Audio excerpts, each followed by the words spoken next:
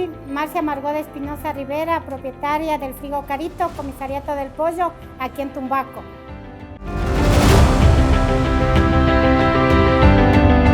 En 5 años veo mi empresa más grande, más productiva. Gracias a Dios este es un negocio familiar donde trabajo con mis hermanos, mi esposo, mis hijos. Y entonces para que todos progresen en 5 años, esperemos que todos salgamos adelante. Todos nacemos, creo, con un criterio formado. Las necesidades nos hacen ser más creativos, más productivos y todos podemos hacer un negocio pequeño o grande siempre y cuando haya las posibilidades.